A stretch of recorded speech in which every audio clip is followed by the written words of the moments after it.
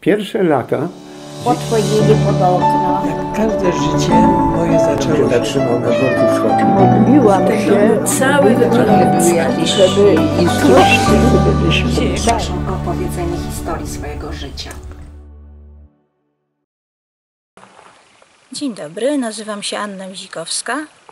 Urodziłam się w Warszawie 24 stycznia 1900 roku. Tak powinna zaczynać się każda relacja biograficzna nagrywana dla Archiwum Historii Mówionej. I jak Państwo widzą, nie jest to takie proste, bo kobiety nie chcą mówić, kiedy się urodziły. To najpilniej strzeżona tajemnica. Poza tym nie wiadomo, czy mówić tylko, że w Warszawie, czy w którym szpitalu w Warszawie, czy opisywać od razu, kim byli rodzice. Historia mówiona nie jest prosta i na czym to polega, spróbuję Państwu opowiedzieć w tym filmie. Jestem dziennikarką i historykiem. Od 6 lat kieruję Archiwum Historii Mówionej Muzeum Warszawskiej Pragi, oddziału Muzeum Warszawy. Pierwszy swój wywiad nagrałam 23 lata temu z panią Stefanią Grodzieńską, cudownym narratorem, dla redakcji muzycznej pierwszego programu Polskiego Radia, w której wtedy pracowałam. Nagrywanie tego wywiadu, tak jak zresztą wszystkich następnych wywiadów przez 10 lat z bardzo doświadczonymi artystami estrady, to były od razu relacje biograficzne, chociaż wtedy tak to się nie nazywało. To były wywiady wielogodzinne, poświęcone całemu dorobkowi i całemu życiu prywatnemu artysty. To, co różni wywiad dziennikarski od relacji historii mówionej, to jest tak naprawdę sposób myślenia o tym wywiadzie. Dziennikarz od razu zakłada, które 5 minut wejdzie później na antenę. Cały taki wywiad radiowy, który trwa w trakcie rozmowy, trwa paręnaście godzin, parę godzin, może na antenie znaleźć się w 7-10 minut maksymalnie. W związku z tym, rozmawiając, od razu szukam tych 7-10 minut.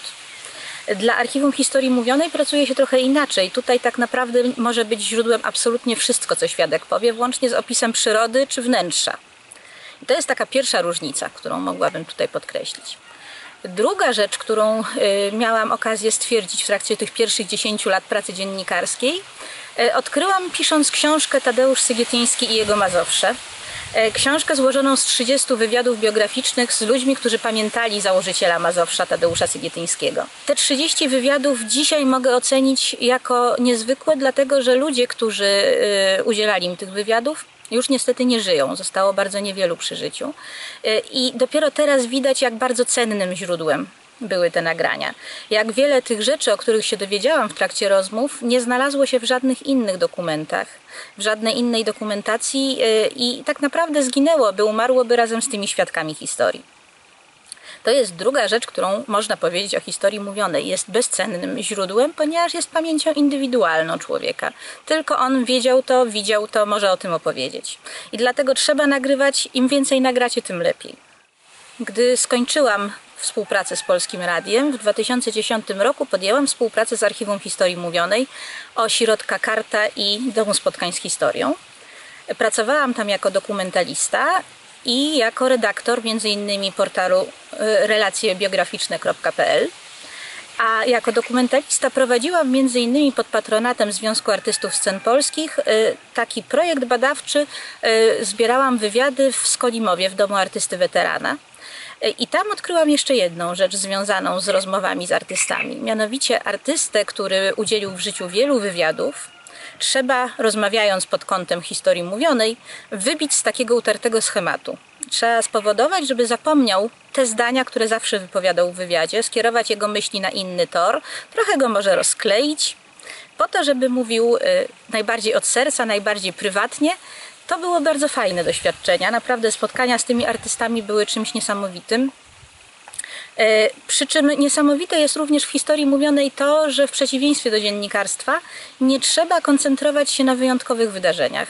I tutaj relacja na przykład wielkiej aktorki krasnodębskiej, Ewy Krasnodębskiej, która grała królowę na największych scenach polskich, i relacja Bogdana Śmigielskiego, aktora, który w zasadzie zawsze występował na afiszach jako i inni, była tak samo interesująca. Może nawet pana Bogdana Śmigielskiego ciekawsza, ponieważ on miał wiele czasu na to, żeby obserwować tych wielkich aktorów. On nie był zajęty swoją karierą, w związku z tym mógł mówić o innych. W ten sposób zarejestrowałam historię niesamowitych estrad, niesamowitych scen, których już nie ma, których nikt nie pamięta, Udało mi się też porozmawiać na przykład z Marią Fołtyn, która, jak się okazało w tym wywiadzie, wybita właśnie z tego swojego standardowego toru opowieści, opowiedziała mi coś niesamowitego. Maria Fołtyn, nie wiem czy wszyscy Państwo znają to nazwisko, pewnie młodsi już nie bardzo, zwana była prześmiewczo wdową po Moniuszce, ponieważ była propagatorką jego twórczości. I okazuje się, że ona sobie wizualizowała pana Moniuszkę jako artystę, który był obarczony żoną, dziećmi, za to totalnie pozbawionym temperamentu jako mężczyzna. W związku z tym dla niej, jak stwierdziła, wybitnie nieinteresującym. Interesująca była wyłącznie muzyka, w zasadzie to, co ona z tą muzyką robiła. I spotkania z artystami mają to do siebie, w przeciwieństwie do spotkań z ludźmi, których nie znamy, do nagrywania ludzi, którzy nie są znani z gazet, z telewizji, z radia, że w tych relacjach zwykłych ludzi możemy odkryć coś niesamowitego, coś bardzo ciekawego, o czym nikt nigdy nie słyszał. Tutaj dochodzimy do trochę takiego etapu przygotowawczego do rozmowy, gdy dokumentalista historii mówionej idzie na spotkanie ze świadkiem historii mówionej, powinien wiedzieć, o czym będzie rozmawiał. Powinien znać realia epoki, podstawowe wydarzenia, które działy się mniej więcej w tym regionie, w którym był świadek. Powinien mniej więcej orientować się w zakresie tematycznym rozmowy, ale nigdy nie da się przygotować na wszystko. Zawsze się może okazać, że w biografii człowieka, każdego człowieka, znajdzie się przynajmniej jeden element, jedna historia dziejąca się w ogóle niespodziewanie. Wydarzyła się, nikt o tym do tej pory nie wiedział, świadek się przed nami otworzył. To też jest niesamowite w relacjach, że po którejś godzinie rozmów świadek otwiera się na tyle, że opowiada często dokumentalistom rzeczy, o których nigdy nie mówił swojej rodzinie. I tutaj dochodzimy do kolejnej cechy historii mówionej. Trzeba pamiętać, że historia mówiona to jest źródło niesamowite i bardzo ciekawe, ale nigdy nie jest obiektywne. Moja babcia, powstaniec warszawski, major Wojska Polskiego obecnie, udzieliła relacji historii mówionej z wywiadu 3 archiwom historii mówionej. Co śmieszne, te wywiady są wzajemnie sprzeczne. Co więcej, nie są spójne z relacjami innych członków mojej rodziny, dziadka na przykład. To jest bardzo dobry przykład, który bardzo lubię podawać, mówiąc o historii mówionej, na to, że świadek może mówić bardzo różnie. To nie dlatego, że oszukuje. To dlatego, że sposób narracji świadka bardzo często wynika z tego, jaka jest pogoda, kto pyta, w jakim środowisku jest przepytywany świadek. Staramy się dlatego oddzielać świadka od rodziny, przeprowadzać rozmowy w 2 osoby, tak? Tylko vis-a-vis ja i świadek, żeby świadek czuł się jak najbardziej swobodnie. Ponieważ na to, co powie, wpływa wszystko, włącznie z tym, co przeczytał dzisiaj rano w gazecie. To jest coś, co każdego dnia ta sama opowieść, ta sama narracja o swoich losach może brzmieć zupełnie inaczej. Musiałam się schować pod drzewa, bo zaczęło padać, a nagrywam dla Państwa z urlopu. Historia mówiona w Muzeum Warszawskiej Pragi to jest przede wszystkim obiekt. Obiekt muzealny, tak samo jak jakiś wazon czy nożyczki. Nagrywamy relacje przede wszystkim świadków historii prawobrzeżnej Warszawy. Mamy takich relacji około 500. I fragmenty tych relacji wykorzystuję przede wszystkim na wystawie stałej, jako dopełnienie istniejących obiektów oraz jako dodatkowy obiekt, samodzielny obiekt. Mamy taką salę, w której historia mówiona jest głównie dokumentacją klimatu Pragi, czyli tego, co tworzyło legendę praską. Tego, jak się mówiło kiedyś, tego, jakie żarty się robiło, tego, jakie panowały obyczaje wśród miejscowych rzeźmieszków. Więc to już jest jedno zastosowanie historii mówionej. Poza tym zdecydowałam się użyć historii mówionej jako podstawy do stworzenia takiej wystawy dla osób niedowidzących i niewidomych, w zasadzie adresowanej do wszystkich ludzi. To była wystawa Co słychać na Pradze.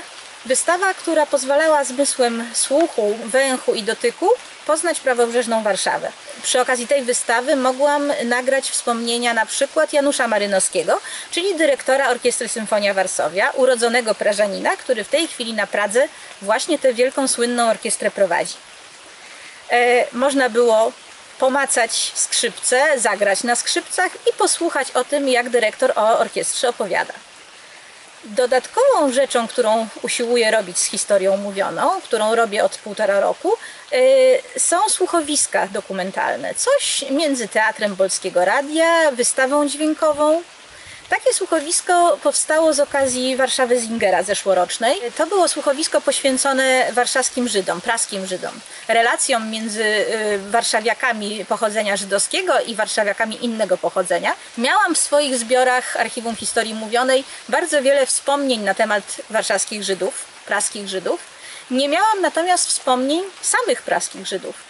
W związku z tym zdecydowałam, że aktorzy nagrali wspomnienia zapisane w księdze Sefer Praga, wspomnienia Żydów, którzy po II wojnie światowej osiedli w Izraelu i tam zapisali, jak pamiętają dwudziestolecie międzywojenne w prawobrzeżnej Warszawie. Zestawienie tych nagrań aktorskich z fragmentami historii mówionej wyszło bardzo ciekawie. Można tego słuchać u nas w takiej bardzo klimatycznej XVIII-wiecznej piwnicy w zaciemnieniu, siedząc wygodnie na fotelu. W tej chwili przygotowuję już kolejną taką wystawę, tym razem poświęconą warszawskiemu sportowi, przede wszystkim wydarzeniom na Stadionie Dziesięciolecia i Wyścigowi Pokoju, ale nie tylko. I tutaj zdecydowałam skrzyżować te opowieści historii mówionej z audycjami Polskiego Radia, z relacjami dawnych speakerów radiowych. Więc na tę wystawę Państwa bardzo serdecznie zapraszam, a w ogóle bardzo Państwu polecam nagrywanie historii mówionej. Uważam, że to jest świetna rzecz, którą bardzo fajnie się robi. Dziękuję.